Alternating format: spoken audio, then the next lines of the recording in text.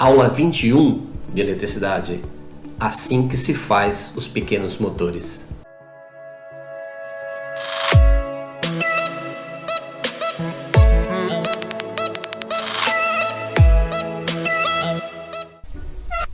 Se há coisas das quais não precisamos falar muito, são os motores elétricos. É raro que eles tenham uma pane, eles não provocam fumaça e pegam sem que precisemos suplicar. Enfim, eles funcionam tão bem que a gente se pergunta até como é que eles funcionam. Mas não há razão para isso. O princípio básico do motor elétrico não data de ontem.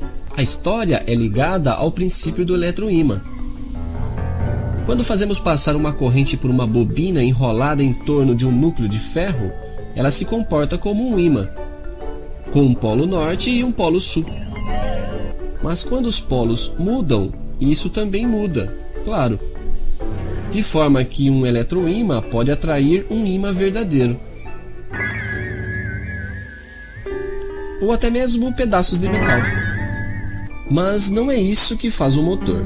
Certamente poderia-se imaginar alguns dispositivos como este aqui. Mas isso aqui não seria muito prático para fazer funcionar um ventilador ou um aspirador.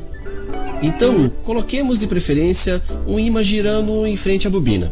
A corrente passa, o polo norte da bobina atrai o polo sul do ímã e isso gira. Mas isso para por aqui. Exceto, claro, se nesse momento eu preciso inverter o sentido da corrente e depois novamente, etc. Mas isso também não seria muito prático.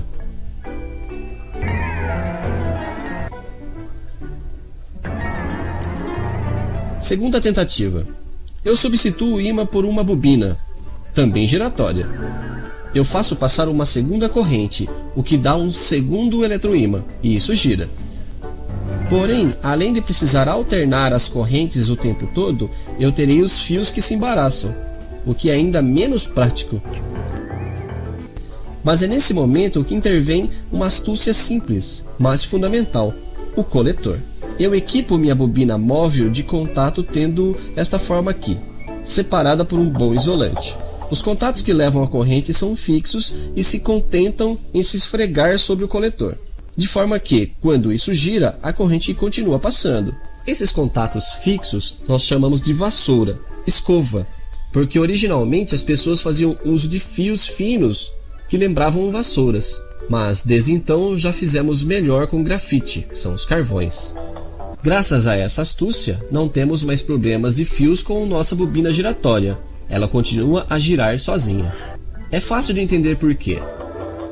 Quando a corrente passa por esta aqui, pela bobina, seu polo sul está aqui. Ele é atraído pelo polo norte da bobina fixa e isso gira. Ao chegar aqui, ela deveria parar, mas nesse exato momento, cada vassoura, escova, vira em contato com a outra metade do coletor. A corrente muda de sentido dentro da bobina giratória, seu polo sul se torna polo norte. E ele é repelido pelo polo norte da bobina fixa, enquanto o sul é atraído. Um meio giro depois, corrente e eletroímã trocam novamente de sentido e fazem girar novamente. A eletricidade não é nada mal.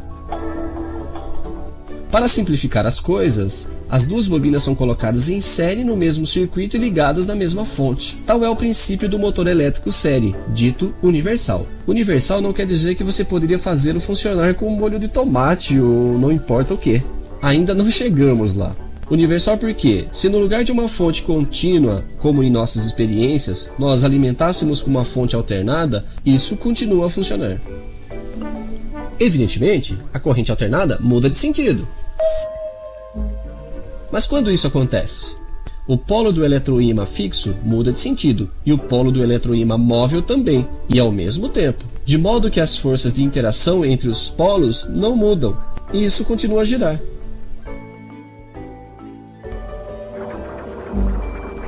Isso, obviamente, é um esquema teórico. Na prática, para fazer trabalhar os dois polos do eletroímã fixo, nós lhe damos esse aspecto aqui. Nós o chamamos de estator. A bobina móvel é colocada no interior, mas ela também é enrolada no núcleo. Isso se chama rotor. Quanto ao coletor, ele é geralmente colocado aqui. As vassouras, escovas de carvão são colocadas dessa forma.